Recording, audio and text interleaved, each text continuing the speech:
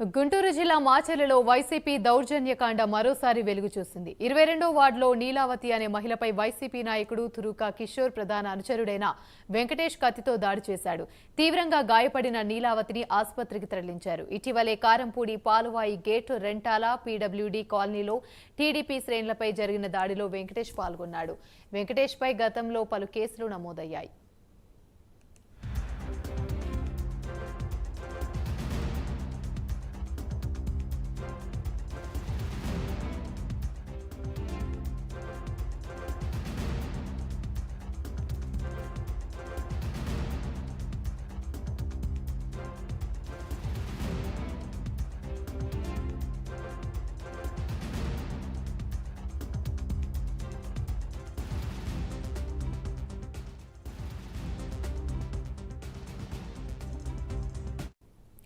గుంటూరు జిల్లా మాచెలలో వైసీపీ దౌర్జన్యకాండ మరోసారి వెలుగు చూసింది. 22వ వార్డులో నీలావతి అనే మహిళపై వైసీపీ నాయకుడు తురుకా కిషోర్ ప్రధాన అనుచరుడైన వెంకటేష్ కత్తితో దాడి చేశాడు.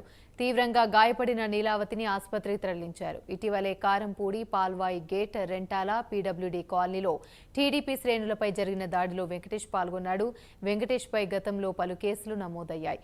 ఇదే అంశానికి సంబంధించి మరిన్ని వివరాలు మా ప్రతినిధి రవికృష్ణ అందిస్తారు. రవికృష్ణ, చెప్పండి. ప్రధానంగా పల్నాడు ఏరియాలో పోలీసులు మాత్రం అక్కడ ఎటువంటి సంఘటనలు జరగకుండా చూస్తామని ప్రయత్నిస్తున్నప్పటికీ కూడా ఎక్కడికక్కడ మాత్రం ఇటువంటి సంఘటనలు జరుగుతూనే ఉన్నాయి.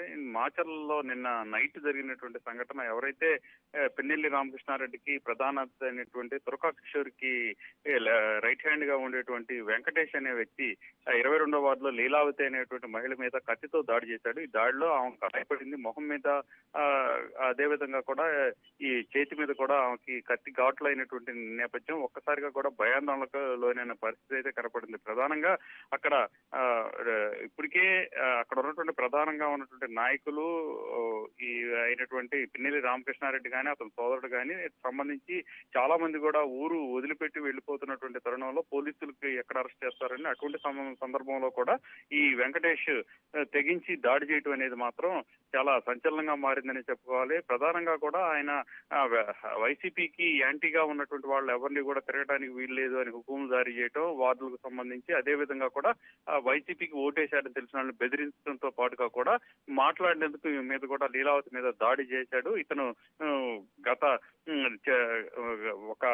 ఇతనితో పాటు ఇతని నేర చరిత్ర కనుక చూసుకున్నట్లయితే మాత్రం మొన్న జరిగినటువంటి ఏదైతే ఎలక్షన్స్ కు ముందు ఆ తర్వాత జరిగింది అంటే ప్రధానంగా కూడా ఎలక్షన్ రోజు సంబంధించి పాల్వాయి గేట్ దగ్గర జరిగిన ఘటన కానివ్వండి, ఆ తర్వాత ఖమ్మంపాడులో జరిగినటువంటి ఘటన, అలాగే పీడబ్ల్యూడీ కాలనీ ఈ మాచర్లో ఈ పీడబ్ల్యూడీ కాలనీకి సంబంధించి ఈ కాలనీలో అసలు కారుతోనే అక్కడ ఉన్నటువంటి టీడీపీకి సంబంధించినటువంటి కార్యకర్తల మీద కారు నడిపి ఇద్దరు అయితే మాత్రం వాళ్ళు తీవ్ర ఇంజురీతో ఇప్పుడు కూడా హాస్పిటల్లో చికిత్స పొందుతున్నటువంటి పరిస్థితి ఉంది.